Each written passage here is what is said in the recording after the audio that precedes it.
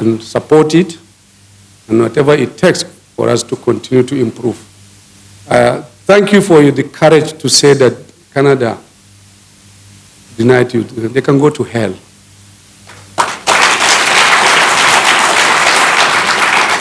Even though it's painful, it's disrespectful, but we are people. We are strong, and I agree with you. We have to fix our country. We have to do it well. Yes, this disrespect is too much. So, yet is another... in the course of defending their individual countries. So we're supposed to be there. And actually, half of my team have already gone, but unfortunately, the Canadian Embassy, for knowledge best known to them, denied us visa. So I wasn't sure, and so I wanted to be silent about it. But when we couldn't get the visa, I said, this is a blessing in disguise. So I'm really very happy to be here. And I think this is just a clear reminder to us that we're on our own, that we need to stand strong as a nation so that nobody takes us for granted. And you can see all others are following. Thank you very much for the service. Not just to our country, but particularly to the military. You have changed the trajectory. I can assure you, history will be kind to you. Thank you so much.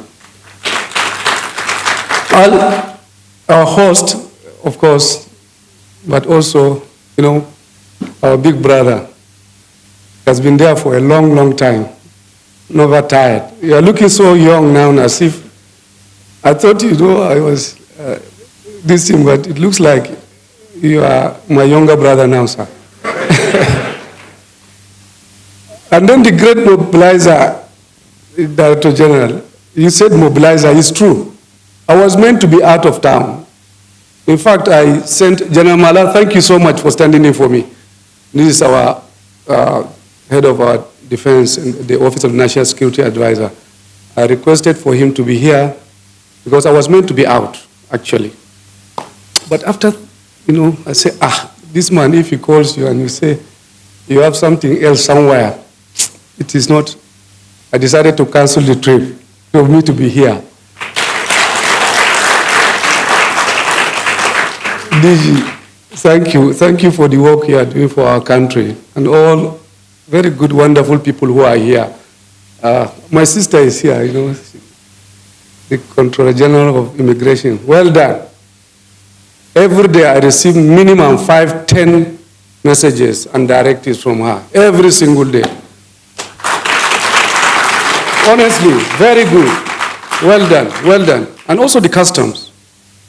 But things are changing, and I agree with you, Ajahn. Musa, things are changing. There is something new happening.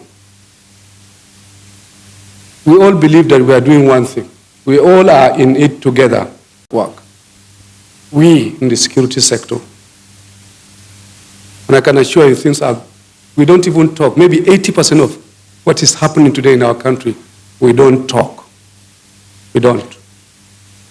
But we are happy, we are grateful for this opportunity given to us, first by Mr. President. We give him the credit. Yes. And I can assure you, we are all like one family. You see the military, with the civil police, with the intelligence community, with other paramilitary, all as one. Right now, I can tell you, maybe in many parts of our country, they are working together, operational, physical, in the bush, fighting to defend us, together as one. All over, Niger Delta, Southeast, Northeast, Middle Belt, Northwest. For the first time, you see a military man leading, a policeman by the side, DSS on one side, all others working as one. Even right now, I can assure you, it's going on. Young men, and not too young, all, and women, fighting to defend us as one and collective. Thank you so much, all of you, for that, for making it possible. And I'm going to just say a few things to just express my own solidarity, to identify, and to tell you we are all one together. Even though, this is the way you are going, you are threatening the MNI. And, take it easy. The young shall grow. So, but honestly, it's a lesson in how to, organize and do things. The Security Institute is changing, right? From the time, of course, the combination of these leaders. And we are witnessing a birth of another thing, big. And that's how things work. If you work, you see result. If you don't, nothing. It will continue to be dormant. I think you are there since 2008. And the activities of this this period says it all. And that tells you about what life is all about. It's the ability for you to stand up and do what is expected of you. Yes, time goes. If you waste it, it goes. If you work, you see result. And like I said, I told General Musa, history will count you in as well. So I will encourage those who are in the lead of this, do it. It will only be better. It's a convergence of, intelligence and service, security, and coming together in an intellectual platform for you to continue to make your own contribution for the betterment of all of us. It makes sense. And I will certainly always identify myself with it and support it, and whatever it takes for us to continue to improve. Thank you for the courage to say that Canada denied you. They can go to hell.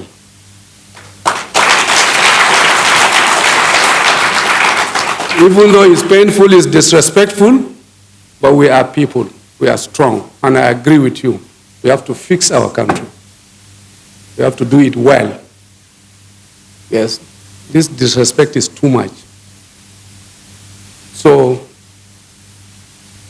yet is another reason why we work hard to make Nigeria work and be respected. On that, I want to thank all of you. If we are on permission, I probably will now start my journey back. I was supposed to be out of Abuja, so General Mala, you stand in for me for the rest of the event, while I will take my own. Thank you so much, and God bless you. There's an event to honor our veterans, those that were injured during battle. Remember last year, the Duke of Sussex visited Nigeria with his wife. Through the Invictus, they have a foundation that they try to raise the morale of troops all over the world that have suffered one form of deformity or the other in the course of defending their individual countries. So we're supposed to be there. And actually, half of my team have already gone, but unfortunately, the Canadian Embassy, for knowledge best known to them, denied us visa. So I wasn't sure, and so I wanted to be silent about it. But when we couldn't get the visa, I said, this is blessing in disguise. So I'm really very happy to be here. And I think this is just a clear reminder to us that we're on our own, that we need to stand strong as a nation so that nobody takes us for granted.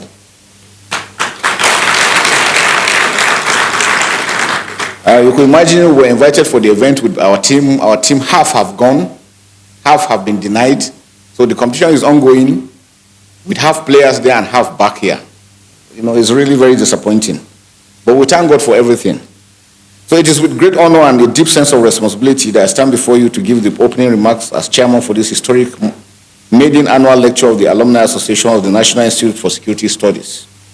Let me begin by commending the leadership and members of the Alumni Association for organizing this event, which serves as a platform for critical discourse on issues of national and global security. The National Institute for Security Studies has over the years established itself as a citadel of excellence in the training and development of security professionals. Its alumni, many of whom are here today, have gone to make significant contributions to the security architecture of Nigeria and beyond. This gathering, therefore, is not only a celebration of the Institute's legacy, but also a testament to the enduring relevance of its mission in an ever-evolving security landscape. Events like this also create valuable opportunities for key stakeholders to exchange ideas and insights that are essential for enhancing our national security and development. The theme of today's lecture, which is mobilizing stakeholders to curb insecurity in Nigeria, a practical approach, is both timely and critical. In a world increasingly defined by complex and asymmetric threats, the need for innovative thinking, collaboration, and proactive strategies has never been more urgent than now. From terrorism and cybercrime to transnational organized crime and climate-induced conflicts, the challenges we face are multifaceted and demand a holistic approach. As security professionals, we must continually adapt to these dynamics, leveraging technology, intelligence, and partnership to stay ahead of our adversaries. This lecture, therefore, provides an opportunity to reflect on these issues, share insights, and chart a path forward for sustainable peace and security.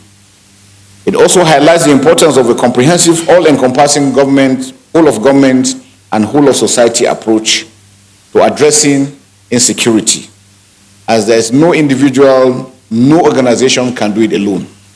The challenges we're facing is a Nigerian challenge, and all Nigerians must come on deck to ensure that we tackle this insecurity. I'm therefore optimistic that this forum will delve into actionable strategies for mobilizing and collaboration, stressing the significance for practical collective action and shared responsibility. The Alumni Association of the National Institute for Security Studies has a unique role to play in shaping the future of security in Nigeria. As a network of seasoned professionals, you possess the knowledge, experience, and influence to drive meaningful change.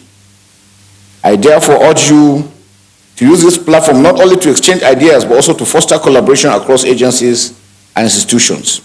Together, we can build a safer and more secure Nigeria. Let me conclude by challenging all of us to rise to the occasion. The security of our nation is a collective responsibility, and each of us has a role to play. As we deliberate today, let us remember that the solution we seek must be practical, inclusive, and sustainable. Let us also remember the sacrifices of those who have paid the ultimate price in the line of duty, and let their memory inspire us to redouble our efforts. Finally, I would like to appreciate our special guest of honor, National Security Advisor, who has given us a wonderful platform for us to work together in unity. We say thank you, sir. Your commitment and most dedication to this, despite your busy, is always good. We say very good, thank you very well, sir. I also appreciate all heads of agencies, invited guests, for gracing this occasion. Once again, I congratulate our chief host, the Director General of the Department of State Security, Oluwatosin Ajayi MON, and the Alumni Association on this milestone.